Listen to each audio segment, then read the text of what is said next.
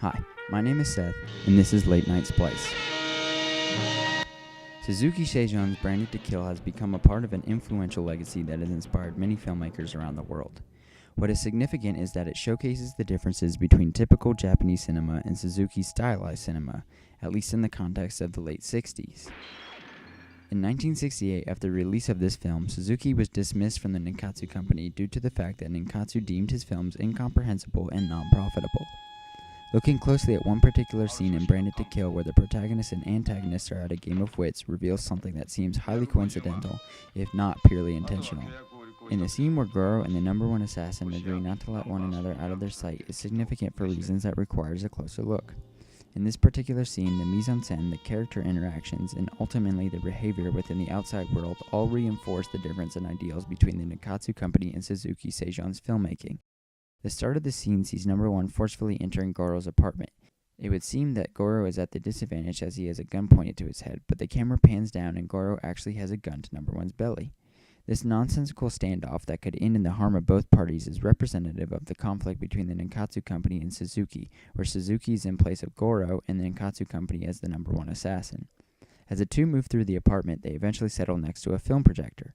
A shadow on the wall sees Goro's hand at the center of one of the film reels, suggesting that, like Suzuki, he is in control of the film at that given time. However, a close-up of number one shows him to have a maniacal smile on his face, as though he somehow still has the upper hand. A medium two-shot reveals them behind the film reels, each now literally being represented through those different reels, as they are distinct in color and size from one another. Eventually, the two must rest, albeit in the same bed. Goro cannot seem to sleep as he stares at each of their guns on a nearby table, and upon checking over on his opposer, it is revealed that number one is able to sleep with his eyes open, an ominous suggestion that the Nikkatsu company was constantly watching Suzuki at all times. Number one is then seen peeing down into his own shoe in the next scene, demonstrating his ability to make a mess of himself. Just as in Hollywood, the Japanese film industry was willing to produce what is basically the same movies repackaged over and over again, because even when those movies were flops, the company would still say that they were in the majority control and were willing to take on the mess and improve upon it. That is not to say Suzuki's films always made money, but his films can at least be deemed memorable and distinct. When Goro begins to criticize number one for making a mess of himself, he is quickly yelled at and silenced, just as Suzuki was after being fired. Goro then protests that he too must now go to the bathroom. This is a good moment to look at their outfits. Goro is seen wearing informal attire, representing Suzuki's newer approach to filmmaking, while number one is in a suit and tie, representing the professional approach Nikkatsu company would take. Extending his arm, number one is firm on his stance on not letting Goro out of his sight. Just as Suzuki is unable to function without the aid of Nikkatsu company, Goro cannot even perform a simple task without number one literally on his back. It is at this moment that there is an interaction within the outside world. As the doorbell rings, the two answer the door together only to be greeted by a delivery man. The man, confused, cannot decide whom to hand the package over to, but ends up giving it to number one. In this instance, the delivery man represents the viewer, if going by the norms, would prefer Nikkatsu company's other films and not Suzuki's. Shortly after number one questions Goro about his interests, specifically women, Goro admits that it is his weak point.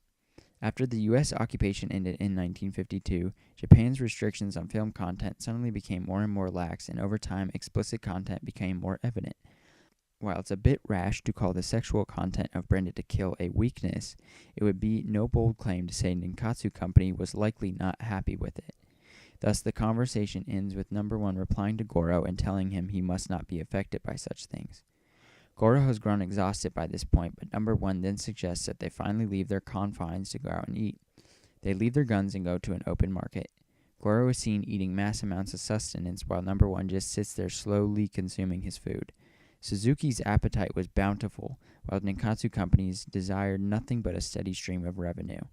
Number one immediately gets up to go to what he says is the bathroom, but it is at this point that Goro finally is left behind by number one.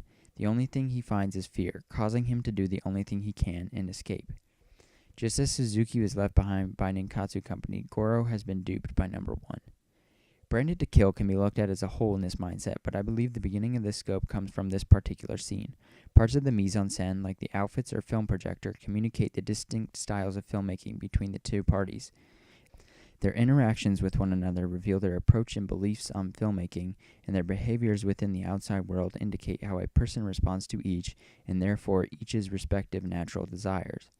I challenge you to go back and watch the entire film in this mindset, specifically when it comes to the relationship between Goro and the number one assassin, as in the end, it is Goro who triumphs, albeit at a cost.